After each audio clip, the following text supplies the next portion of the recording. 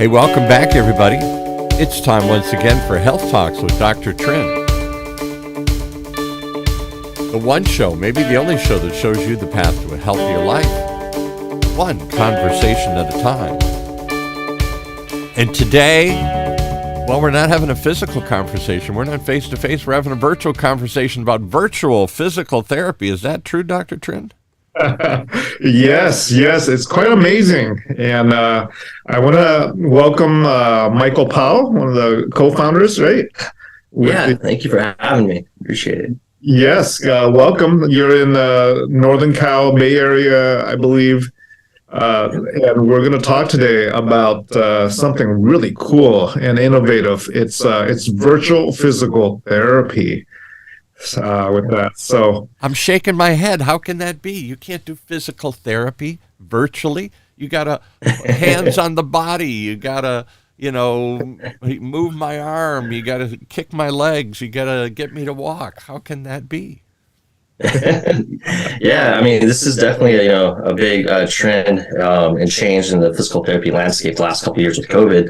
And, clinics had to shut down. A lot of them had to adopt telehealth really rapidly, and it increased accessibility for a lot of patients, and they've seen the benefits of it. But now it's like, hey, how do we make it better? Prior to COVID, most PTs, like you just said, didn't want to use physical therapy. They really feel like it needs to be hands-on. But now, they're seeing that they can't provide care without touching patient. And it's not for every patient. There's definitely hands-on, patients who need hands-on care. And there's also kind of a progression for a lot of patients as they're gaining more independence. It makes more sense that they can do remote care.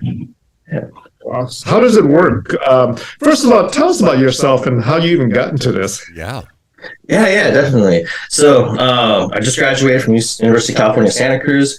My two co-founders and I have been working together for the last several years. We have, kind of skills in virtual reality, biomechanics, robotics, sensor fusion.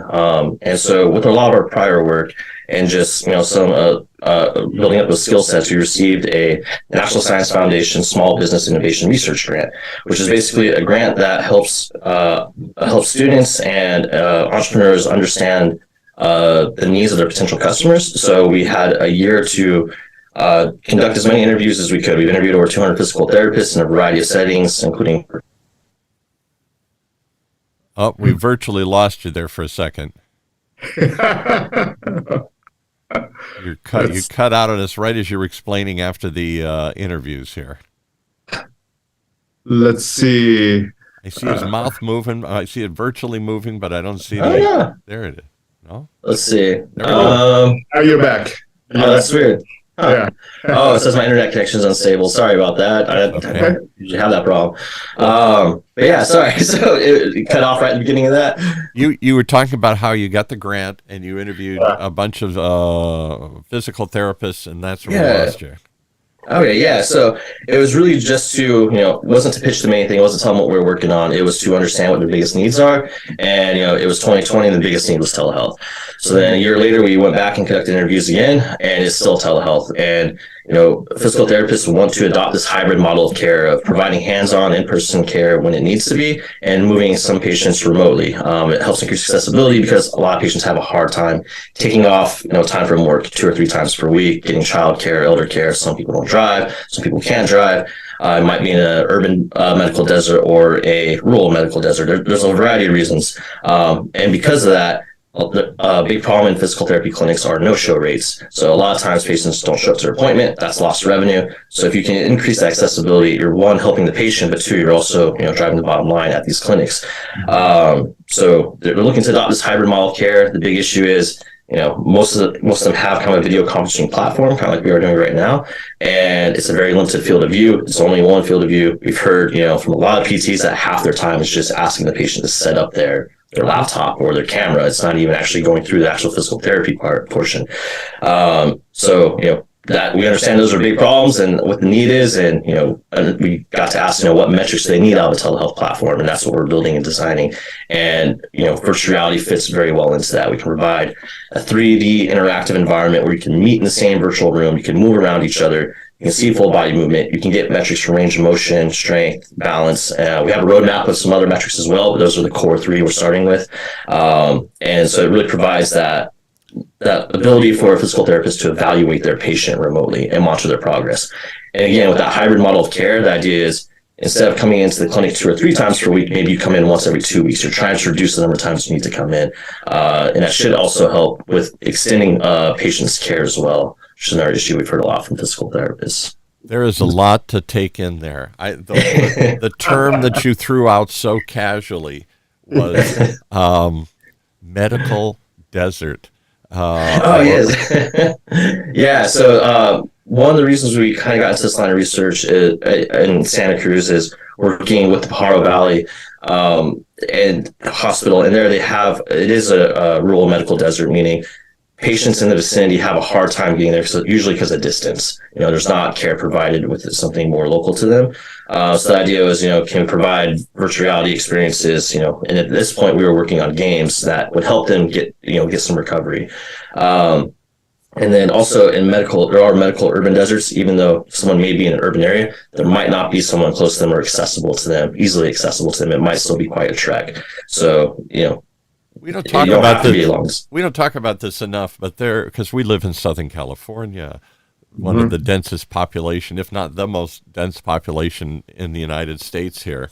1 out of 10 people live in Southern California, roughly.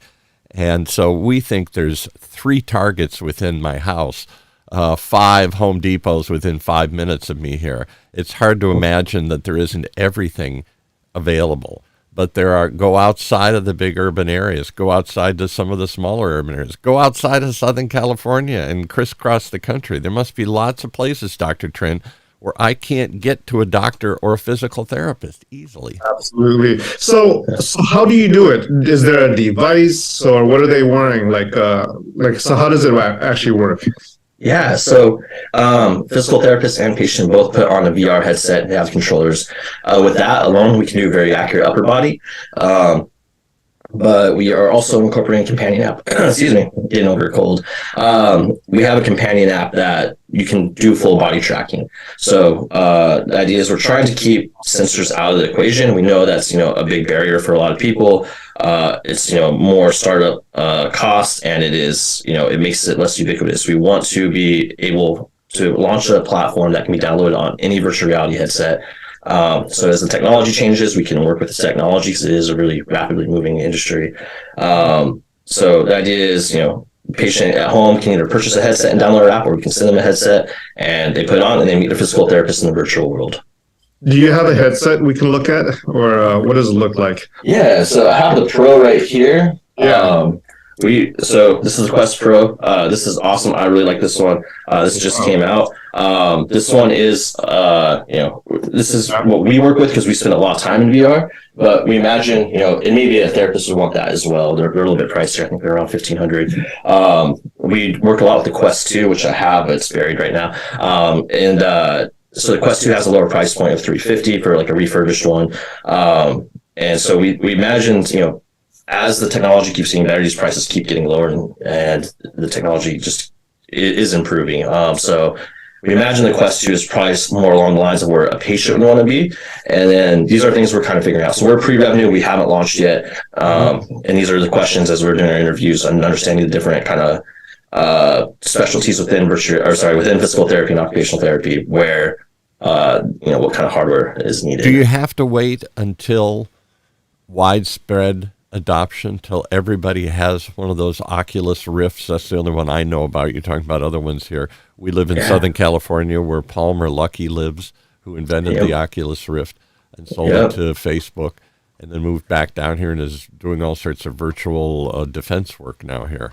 With his company is it Palantir? No, whatever it is. Anyway, my point is, it still isn't in everybody's home. I don't have one. I don't think my neighbor has one. I wonder how many people up and down the street have one yet. We know about them. We've seen them. But what is it I don't know what's holding back widespread adoption of VR headsets, if they're too clumsy, if they're too pricey, if they're too strange. But do you have to wait until everybody has it? Because once I have one, then I'll want to use it for lots of things. Yeah, and so that makes a couple good points. Is right now, I think the estimates are 8% of households have them. So the adoption and growth is actually pretty rapid, and I think that you can draw comparisons to like smartphones. I wish Aviv was able to make it today because he knows these numbers much better than I do, but I think the adoption rate is much higher than it was for a smartphone. So that's an interesting kind of take. So maybe it will happen soon as the technology gets better. And then, one of the big things that kind of came out with some of the latest headsets is you don't need an expensive laptop or computer or gaming system to get this up and running. So the price point keeps getting lower. So we're excited how this technology will keep changing. And as far as, for patients to get them, this is something we're considering is depending on which, kind of market base we're looking at. It might make sense for us to, buy a bunch of headsets and loan them out to users, during the duration, or, kind of let them rent them if they want to eventually own it. And so these are things that we're exploring. And then it also depends a lot on, we're looking at insurance, cash-based pay versus insurance-based. And if, the cash-based kind of setting, a lot of those patients are paying anywhere from $100 to $500 per session, and they're paying for quality of care and they're paying for convenience. So if we can provide both of those things, $200 or $350 headset wouldn't be an issue we've heard from those patients. So in that setting, they'd buy their own, adopt it, as long as we can meet that criteria. But once we start getting into insurance, it is, that is a hefty bill for others. And we want to be mindful of that. Our goal really is to increase accessibility to care.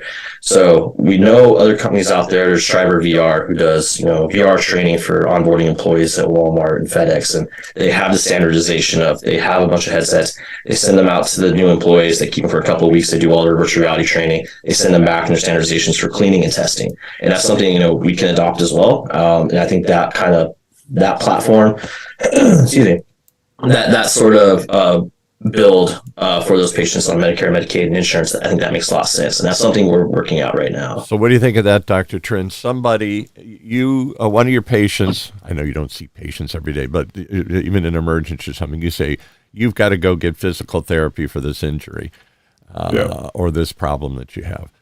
And, you don't have a nearby clinic? Here, sign up for this company's service, and maybe they'll send you a VR headset and walk you through how to use this thing, because maybe you know or maybe you don't. And then that's how you do these sessions. And when it's done, you return the set. That sounds intriguing. What do you think of that? Yeah, Dr. I mean, what's if a physical therapist can do an assessment online by looking at the patient in 3D, right? Virtually 3D, and seeing how the patient can move and their range of motion with their arms and legs. Why not? It really saves that patient from, who's already debilitated and needs rehab, from getting in the car, driving to the office, getting in line, waiting to get that rehab. If that rehab can be done virtually, they can just get it done at home. As long as I'm just fascinated by the fact that you can just put on these goggles and see the therapist, virtually, and the therapist can see you virtually, right?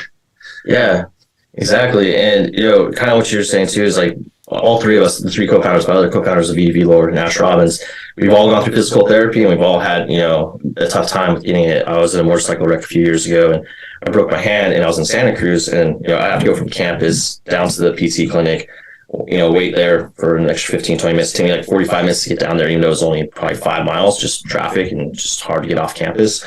And then do my session, then come back up, and in total, it ended up being about 2 hours each time.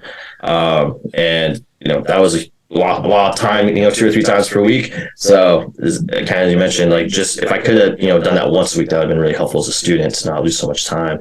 And then, in the beginning, it was very hands-on, it was very manipulative, and that wouldn't have made any sense. But as I was, gaining more function, it was just them telling me what to do when I would go. And I was like, I could, done this through Zoom or something. That's my point. I've never been through rehab, but I wonder how much of it is manipulative, where you got it here. Let me show you. Relays this. All right, don't do this a little more or something. And I'm physically putting my hands on you to help guide you through this, to lift your leg, or where you can't lift your leg very well, or whatever, as you learn to walk again, or whatever. And how much of it is simply guided exercise. I'm a coach. I tell you what to do. Maybe I show you how to do it, and then you mimic me. You do it. How much of it is manipulative and how much is coaching?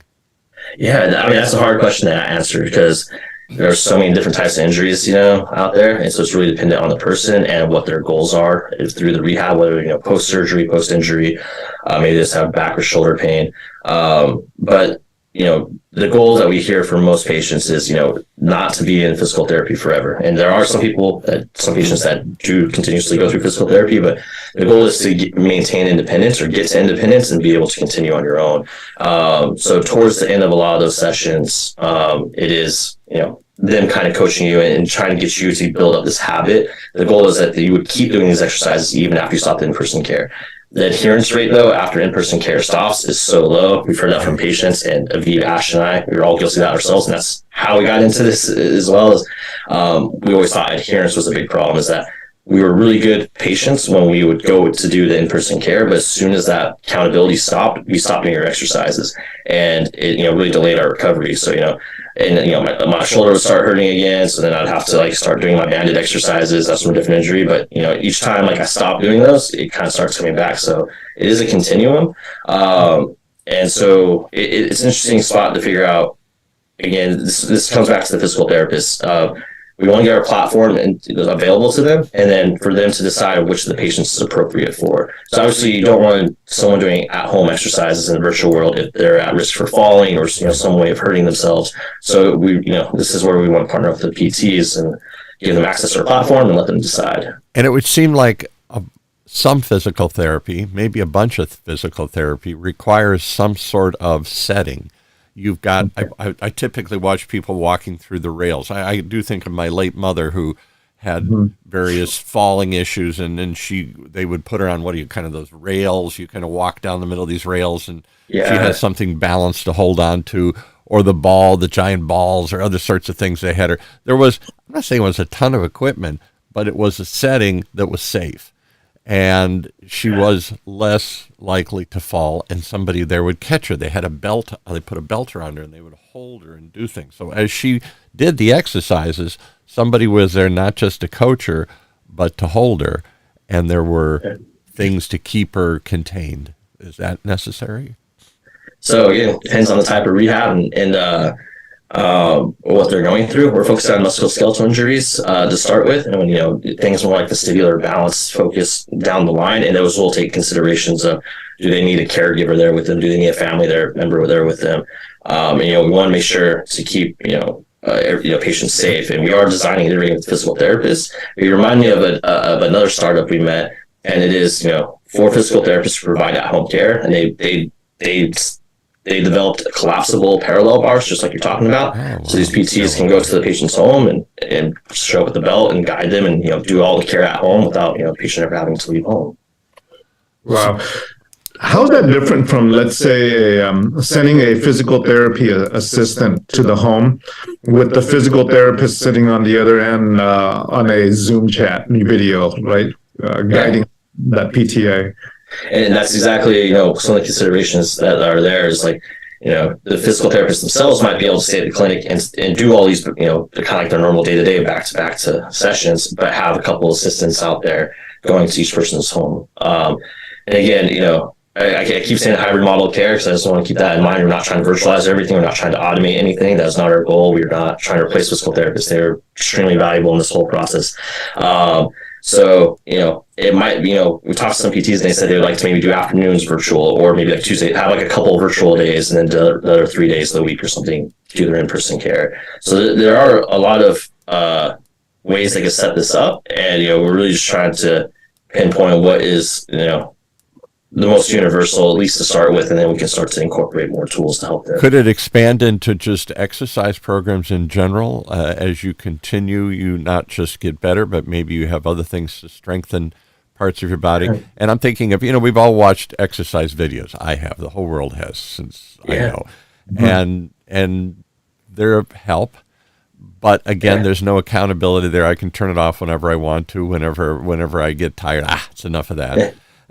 And I may be doing it wrong. I think I'm doing it right, but I'm actually doing it wrong. Whereas if somebody's physically watching me, even in the virtual world, raise a little, no, you're doing this too much. No, you're not doing that right.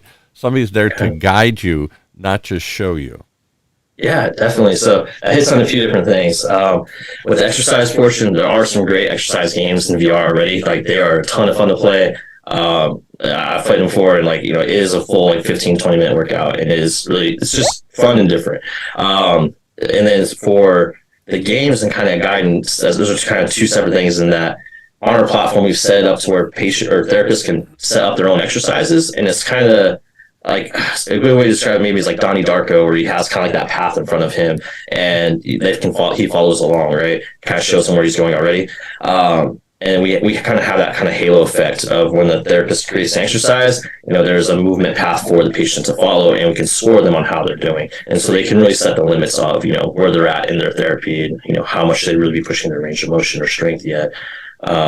And then as far as the exercise, back to that a little bit, is we've had a lot of sports physical therapists reach out to us. They're really interested in this. Their athletes often travel very far. PTs can't travel everywhere with them. Coaches can't travel everywhere with them. So they want a way to stay connected and see some of their movements and make sure to do more preventative care, right? They don't want to be reactionary. They want to do preventative care. Like one good example is my co-founder, Aviv, his sister is a world champion wrestler. She just won senior worlds, junior worlds, and I think she won Brazilian Jiu-Jitsu competition last year. She's 18 or just turned 19, and her coach is very interested because he has a lot of athletes that travel, and she is constantly traveling and training and doing these tournaments, and they want a way to stay connected. So they're kind of one of our first kind of like pilot kind of use cases once we're ready to launch and see how well that works for them. It is different than physical therapy, but a lot of that overlaps, the kind of tools and metrics that you need. I'm trying to Google some of this stuff as you're rattling these things off here. Dr. TRINH is so big on virtual. I don't think he virtually wants to see anybody anymore. He wants to do interviews by virtual. He wants to see his patients by virtual. He wants to see virtually everybody here. Is this a risk to healthcare providers, or is it simply a tool to get more people into it? A risk in that I don't have to go see the doctor anymore here. I'll just go see somebody else. I don't know. I mean, I think you'll always have to see the doctor at some point in person, right, for your physical exam and things of that sort. But this is simply an extension of what we do. And it's an extension in the sense that there are many things we can do without that person, that patient being in front of you. And it cuts down a lot of waste in our process. And I think we chatted enough times in previous podcasts about the waste of, waiting. Oh, yeah. It takes forever to get in and get there and all this stuff. Yeah, getting there. But that's from a customer standpoint. From a provider standpoint, I got control. They come to me, and right. I control the flow. But you're saying a lot of them don't show up though too, because it's a hassle and they get there, and then I'm stuck with, I booked this time and now I'm getting no revenue in this period of time here. I'm a restaurant. Somebody made a reservation and it didn't show. I don't get any money for that. So maybe it helps encourage. I'd be curious. Talk about that. I'm just talking about it from a dollars and cents. What are the obstacles to getting somebody to adopt this? If you can convince me as a physical therapist I'm going to make more money and see more patients and do more good, then I'm all in. If it somehow makes me less money, sees less patients, and hurts my business, then I'm out, even if it helps the consumer. Yeah. So I think you kind of answered your own question there a little bit in that. I usually do, right. So through other interviews, we heard on average 20 to 30% no-show rates per day, which is huge. Like that's a lot of lost revenue a day. So, and we heard as high as 50% in large clinic settings, which is crazy. Back to the 20-30% no-show rates. It's a lot of lost revenue per day. And they where's I going with this? So they are looking for ways to combat this, and what they usually do is they overbook their day. Instead of if they're supposed to see 10 patients a day, they'll book 12, counting on a couple to not show up. But then when everyone shows up that day, it's a mess, right? And everyone's late. My wife had to go to see an orthopedic surgeon the other day. I don't know if you heard her arm. And she waited like over an hour, and she was so mad. Why do it? Because he probably overbooked himself there. I mean, it's how they try and like keep it going, right? They're trying to make their numbers make sense. And with Medicare and Medicaid, they keep going down almost year after year. They keep having to see more patients per day. So we hear a lot of physical therapists burnout, and that, you know, they're trying to keep up with the demand. We've heard from one physical therapist that less than 10% of Americans who need physical therapy actually get physical therapy. So they think the demand is actually much higher. And put some numbers, put this in perspective, there are roughly 250,000 employed physical therapists in the country right now. And it's expected to rise to 300,000 by 2030. So it's still a growing market. There's still a growing need. And, you know, they are looking for better ways to not burn out, to still provide quality of care. Every PT we've talked to is in this to help people, help patients. And so they're looking to do that. They're not looking to see 20 or 40 patients a day to make more money. Ideally, I'd say probably 90% of the PTs we talk to say they want to see a patient for an hour, one-on-one. They don't want to have to 10 minutes, and they spend the rest of their session with a, physical therapy aide or something. Are you looking at, as far as your roadmap, are you looking at folks to simply pilot this in multiple locations, or are you trying to build maybe the business model first and seeing how that goes? Yeah, there's a few different things kind of going on right now. We are building our MVP. We have a roadmap of how that's going to expand, but we really tried to strip it down to the bare essentials, true minimum viable products to get into the hands PTs and start testing. We have a panel of physical therapists from across the U.S. that we meet with every other week. We send them a VR headset. They test out, they pop in, they test out our new tools, check them out, see what needs to be fixed, and things like that. So that's kind of our early iteration right now. But those PTs do want to try with some of their patients, early on, when it makes sense, once it's safe, and start very secure, low level, and start to slowly build up. The business model is something, we are working on, and keep talking to PTs and see what our beachhead market is. Right now, it seems like our beachhead market would be cash-based PT. It is, again, quality of care and convenience are the two things they're looking for. And so it makes a lot of sense, we don't have the barriers of insurance right out the gate. And so it enables us to build evidence, start to meet that criteria to then appeal to Medicare and Medicaid. But then again, with the remote therapeutic monitoring codes and everything right now, that might be a lot sooner than we think. We just need to make sure to meet, the FDA approval or clearance of what is needed to qualify for those. So I guess what I'm getting at is where's the next barrier to adoption? Is it the fact that VR sets have to be cheaper and more available? Is it that physical therapists have to embrace this and doctors have to recommend it? Is it payment systems like Medicare that have to accept paying for it? Or is it the patient that has to accept using it? Yeah, so that's a good question. The next biggest barrier. So each of those is, we're feeling pretty good about. I would say on the patient side, just as you brought up, is every time we have someone put on it, the biggest barrier is for them to put it on the first time. Yeah. It's if once they put it on that first time, they try it out. Everyone's loved it. They like it. They're like, oh, can I use this now? We demoed at the Miramar Air Show down in San Diego last year, and we are partnered with the VA. And so we had a lot of veterans come through and try it out, and they loved it. And they're like, hey, can I take this to my physical therapist right now? Can I use this right now? I would definitely do it. And it was nice. It was great to see that reaction, because, that was a question mark. Will veterans like this, in their 60s and 70s? And they loved it. And, veterans have a really long wait time to get care. It's just, their system is really overloaded. So again, I think maybe that as far as the patient care, it's usually that first time putting it on. So how we see addressing that is, again, this is hybrid model care. So they will be coming to the physical therapist in person already. So when it starts to make sense for that transition from remote care, it'd be a good opportunity for the therapist to let them try on a headset in the clinic and see if it's something that they want to do. Because Dr. TRINH assumes everybody wants to do this. I'm not sure everybody does. I think I would love to try one of these. Send me a goggle. Yeah, definitely. What I'm thinking is, I speak, I do about 100 lectures a year at least in the community. Lots of my lectures are in community retirement centers, these large independent living retirement centers where folks live, right? And the reason you go and you retire there is oftentimes there's 3 meals a day, right? There's nurses there taking care of you if you need to, but a lot of folks are actually very independent. But one of the main reasons people retire in these large communities, 100 units, 200 units, is because they don't want to drive anymore. Right. Yeah. And if you need therapy, you have to drive somewhere to see your therapist. Imagine if you got your goggles into these community retirement centers, right? And set a few different goggles, at each community centers where, those who need therapy, here are the goggles. It's available for you. It may be cash pay, but a lot of these folks can't afford it because I don't know if you know the price of these locations, like $10,000 a month sometimes to live there. So it's affordable to a lot of folks, and they may want the convenience because they're retired, they no longer drive, they don't have a car, and they're there, but they need therapy, right?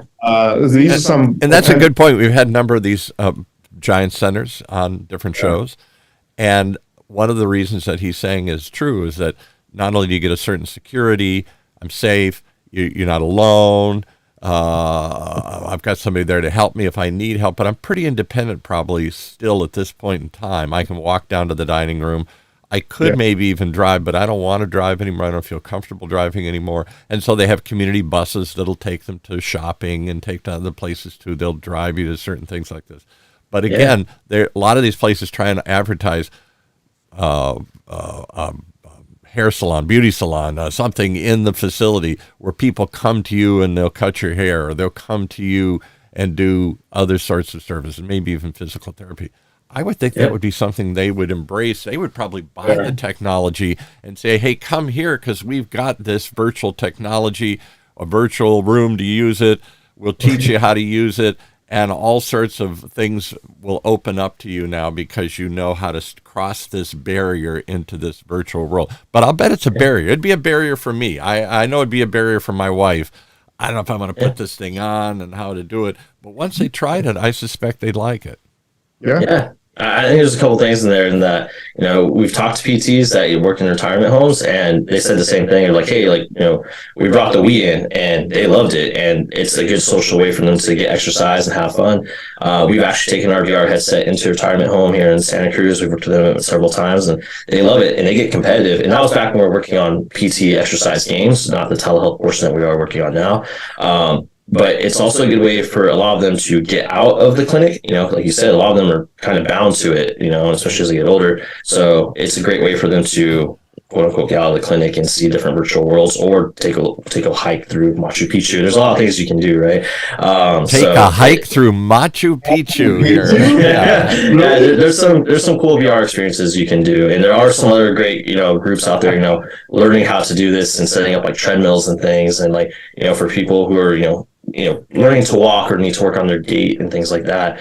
So I feel like the possibilities are a bit limitless here. But then with the elder care home, it is, I think, like you said, like that first try, and then they're probably good, but also that community building of if you see someone else doing it, you're probably more likely to try it as well. How about just seeing your grandkids or being able to do something with them other than talk to them on Zoom?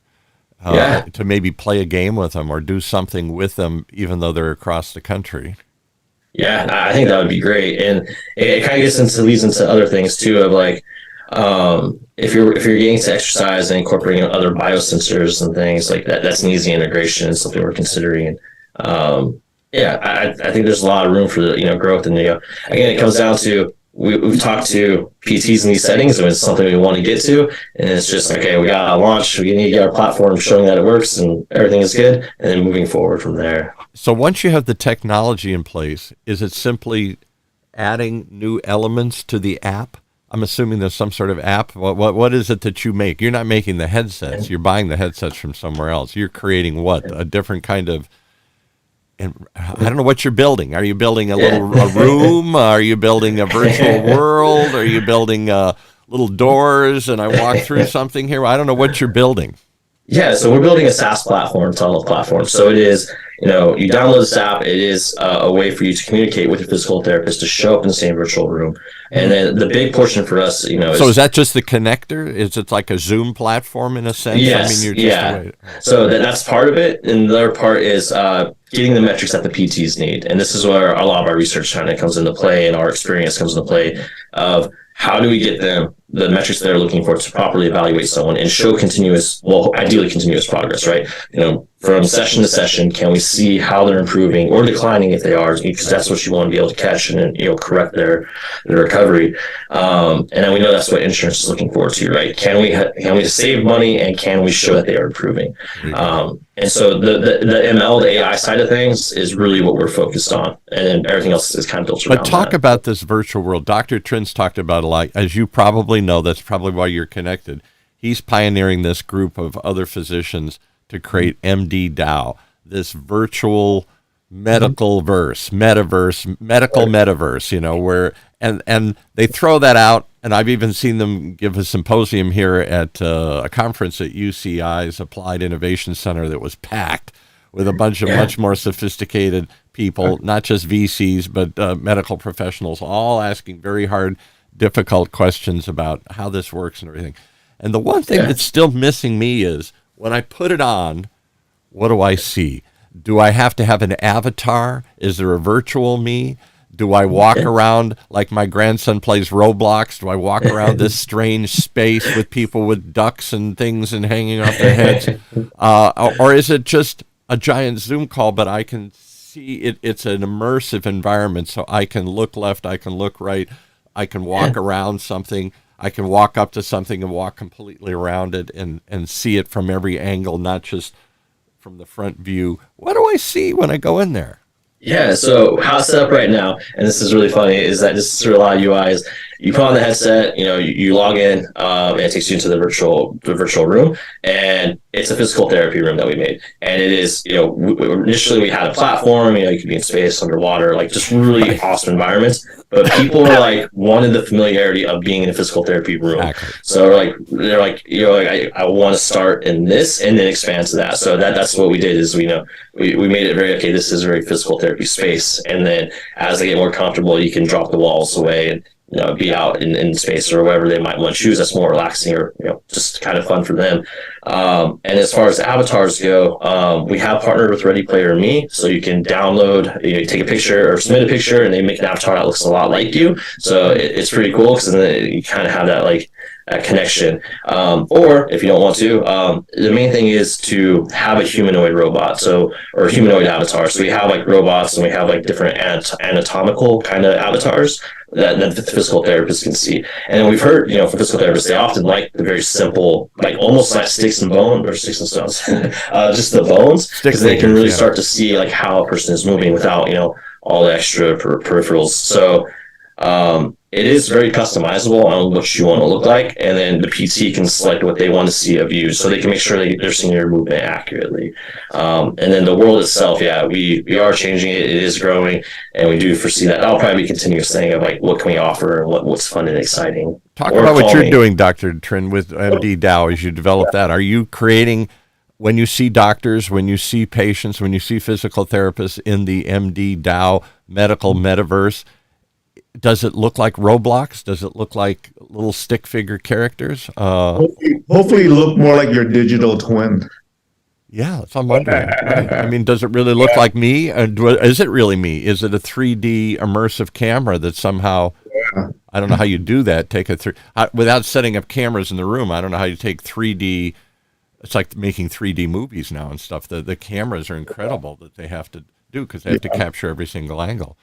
Is that important for it to be realistic, or is it? It's important to be realistic from the patient perspective. What kind of sensors are you using to look at range of motion in the arms and the legs as they're moving their arms and legs? Because when you put on the sensors, when you put on the goggles, you can't see that person's hands and legs moving around. So how do you connecting all that?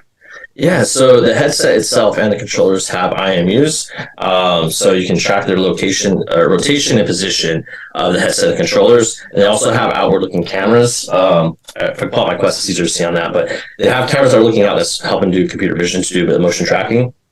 So you get a very accurate, what is the rotation or position of each hand, and that's how we were able to use our machine learning algorithms to, to infer where the rest of the body is at. But then for full body tracking, we use computer vision. So you can set up your phone or your laptop, and we can use computer vision to then take that data and then put it into our machine learning algorithms on the VR headset. so you can get an accurate full body representation. Would it help to be in a true 3D studio? I know this is an extreme example and it's probably a bad one, but The Mandalorian, the TV show shoots in they have built a special stage and it has a special virtual backdrops that move as you move and stuff. The backdrop, it's not just a set screen and you're moving in front of a screen. The screen is adapted to the camera, so the camera and the screen are moving. It makes it much more realistic, basically. Do I have to have a room with all these 3D cameras set up and then I can, as the therapist, see really in real life what they're doing?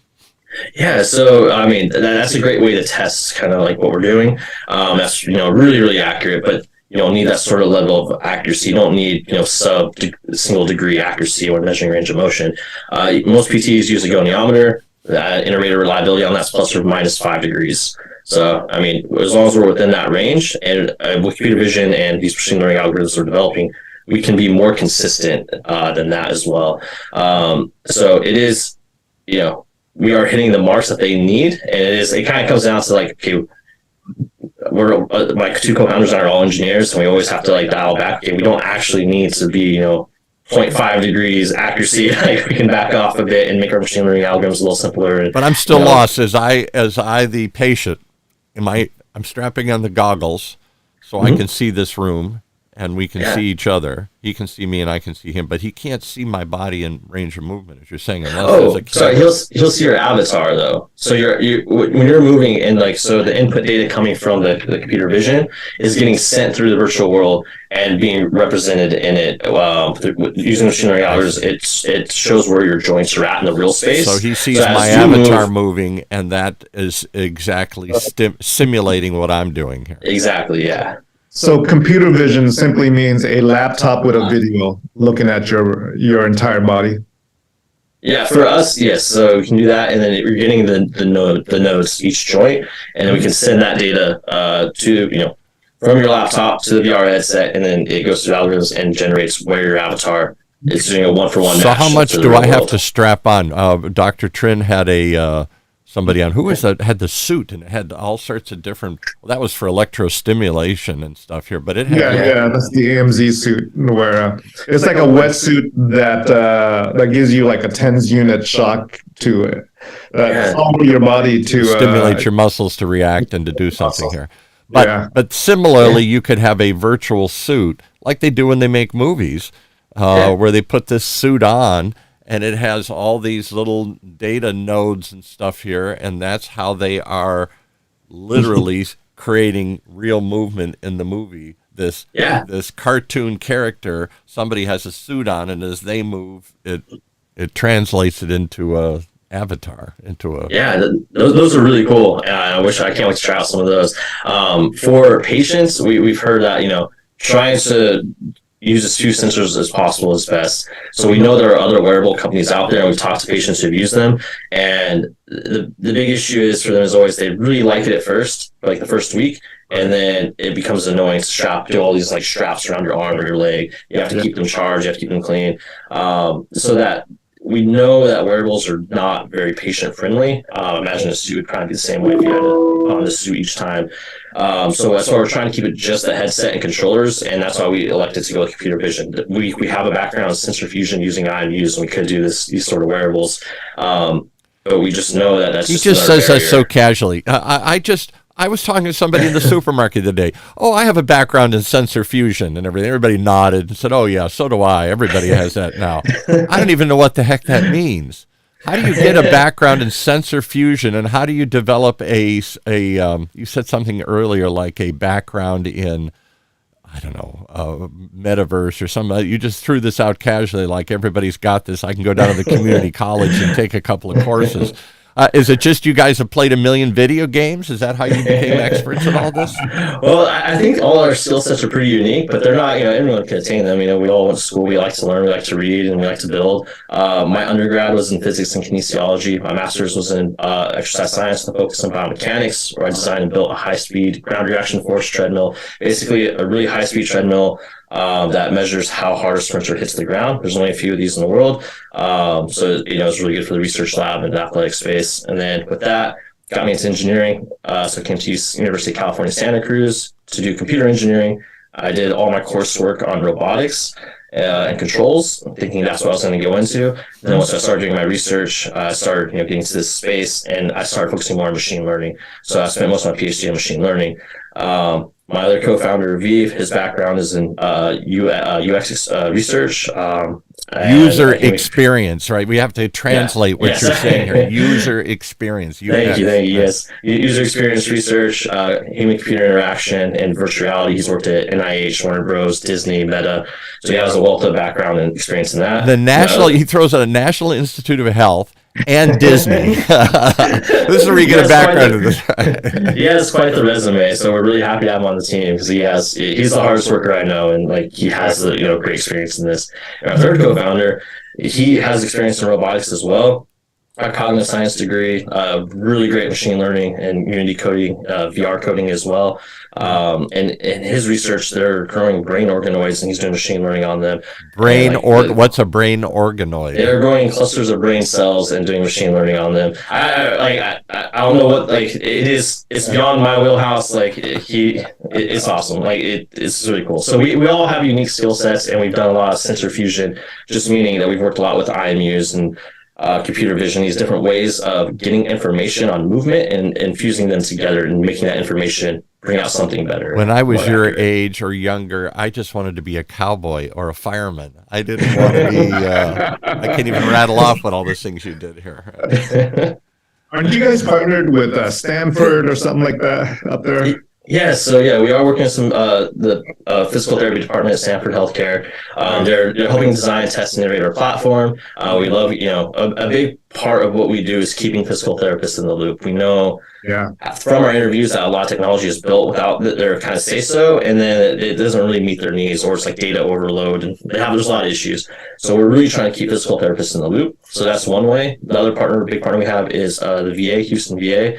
They're the same thing, helping us design, test, and iterate. They'll test our platform with 100 physical therapists and 800 patients once we're ready, and ideally with phase 2 of our grant. So we're hoping to hear back about that in the next, ideally in the next month or two, but we'll see. And then we also just started at Fogarty Innovation, which is a medtech accelerator here in the Bay Area. So we just moved into El Camino Hospital. They've helped a lot of other startups, medtech startups. We are their first kind of SaaS platform, so we're excited to do that. And they have a really good success rate, and we basically have a whole team of great mentors and advisors who have done everything from FDA approval, clinical trials, distribution. Why don't you come on down here? We're at the University of California. Our studio is at the University of California Irvine's Beale Applied Innovation Center, which is a fancy way of saying they're medtech startups and medical devices, and Dr. Trinh's a mentor here for some of the Wayfinder programs here. We gotta talk some more. We do a lot of work with the biomedical program here at UC Irvine. They've gone on, their students have gone on, and professors gone on our missions trips around the world when we do medical missions. So and that's what UCI's building its reputation for: med tech, med devices, all that kind of stuff that you're talking about. This is what there's a lot of development here.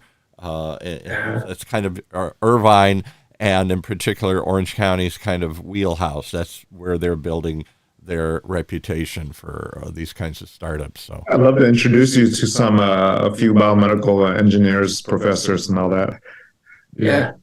That'd be great. You need to be here. Forget about Santa Cruz. I know you want to surf and you want to hang up there and be a sea slug or whatever they are up there. But banana slugs, I was just out at Irvine. Well, not just. I think it's several months ago now, but it's for the Born in California event, and it was so they have a great entrepreneurship environment down there, and it's great. I think wasn't that here at UCI? The Born in California event was at UCI's Applied Innovation. So you're familiar. You saw the facility. It's a big deal where they're trying to foster more innovation and growth, but particularly in those areas. That's what they think the opening is especially. Is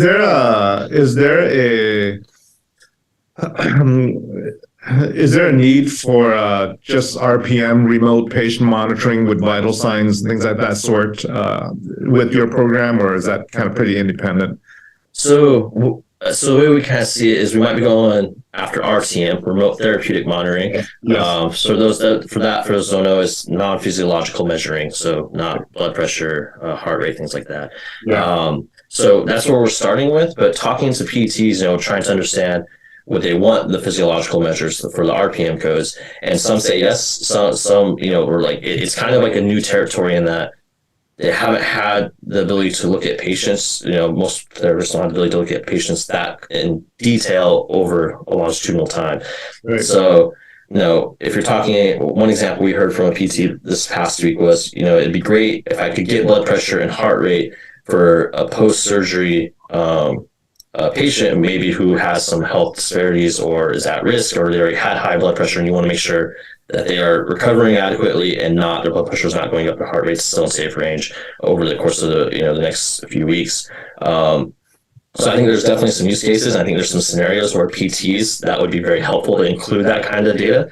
And then also at the other end of the spectrum, we've talked to sports PTs who definitely want to see that because they want to see this as how can I push my athlete, make sure they're doing preventive care and training and all this is, they're still on track. So. Right. Okay, very cool. Yeah, we work with RPM partners here in Orange County. They got their products on like 1,000 patients use it every month on a regular basis. If you ever need those discussions. What's your friend's name and what's his company's name? We'll give him a plug. Huang Yu is with News Logic. He's actually on. I think he's watching us right now on Facebook. There you go. He wants to know. He wants to figure because he does a lot of remote patient monitoring and has. He does the remote therapeutic monitoring as well. He's got medication compliance type technology for therapeutic monitoring. I'll connect you guys. Yeah, that'd be great. He owns like 3 technology companies. He drives a big Bentley that's a convertible. He brought it over one day to the studio here, so he must be doing something right here. Yeah, he's actually on Facebook watching us, and he's like, "You guys talking about me?" So let's wrap it up and give me I got one last question, then we'll wrap it up. Realistically. This is all. I'm gonna sound like my late father who was born in 1920. This sounds like Buck Rogers in the 21st century here. When give me a path to when I can see this in my physical. You got to go through a lot of hurdles. You got to raise a lot of money. You got to create a lot of things. Is this a 10-year horizon, a 20-year horizon, or a 2-year horizon? We're hoping more along the 1 to 2 years. So we are finishing up our prototype right now. We are doing slow rollouts, and that we will have our physical therapist panel try it out first and see what problems and iterations we need to build upon and improve. And then we have a wait list of 80 physical therapists right now. We're hoping to add more next week. We're actually demoing at the American Physical Therapy Association Combined Sections meeting next week, which is a mouthful. But we're excited to have physical therapists try it out again. We've gotten a lot of good feedback from them in the past.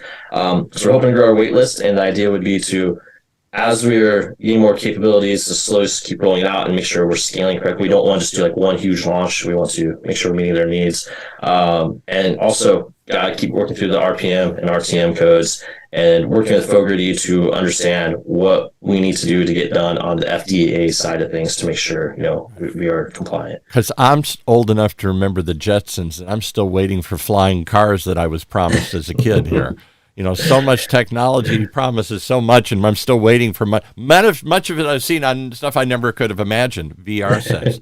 But so much of it still seems way off in the future someday here. So, yeah, I mean, think about how much money all these companies are putting into the VR and AR space, and how far the tech has come. How much different branches and groups are using this. I was thinking the military contract with the HoloLens, which was I think it was like 28 billion or something. There's a lot of money dropped into AR, and it can be used for training, it can be used for a variety of reasons. So I do think the technology will keep pushing the envelope and keep moving faster and getting more accessible. So now it's like, how do we develop technology and use cases to benefit society? And our goal is to increase accessibility to care. That's That's amazing. I would, I would love to try your goggles and test it out. That's the takeaway. Dr. Trin needs a pair. Come on, bring it down here. Let's try it out. We'll put him on him, and we'll do a show and tell him, describe what he. I don't know if there's any way to show the audience what he sees. Oh yeah, definitely. Yeah, we can definitely do that. Just do it. So that'd be great. We'll take you into the virtual world, and he'll not only describe what he's seeing, but maybe we can somehow share what he's seeing. Is that possible?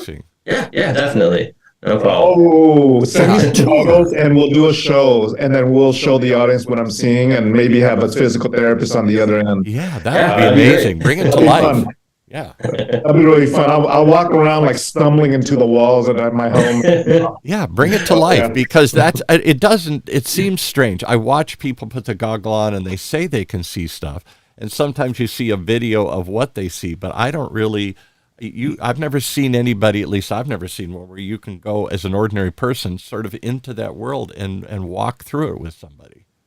Yeah, so like how we run these demos a lot of times is you can mirror to your phone what the person in the VR is seeing.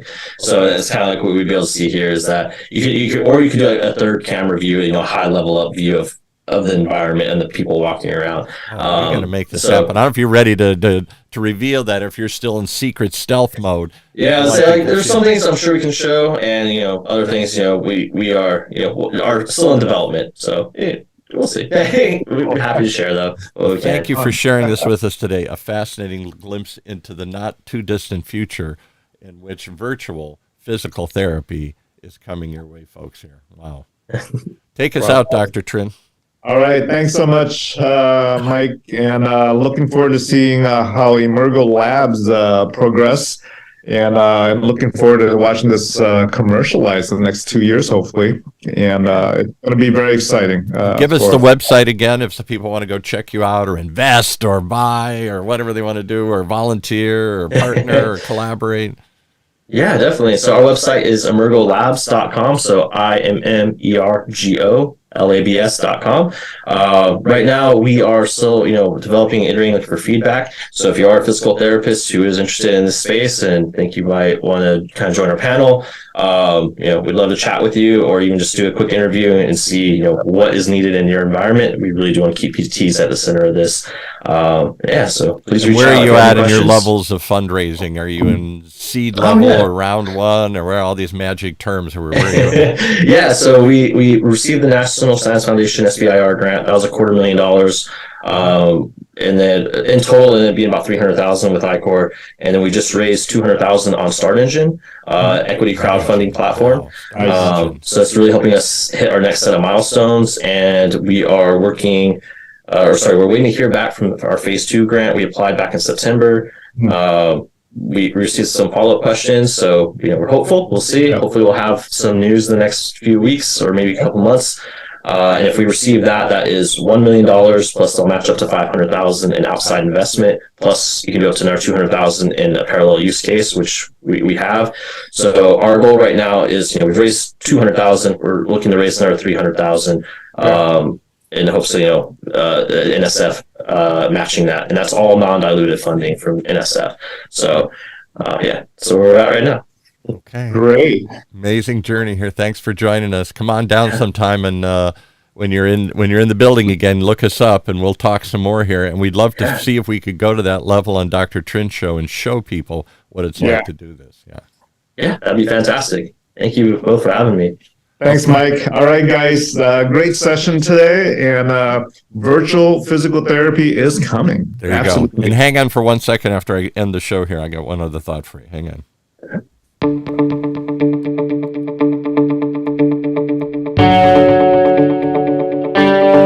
Well, I don't even know where to go with that, except it's amazing, and it only happens right here once a week on Health Talks with Dr. Trin.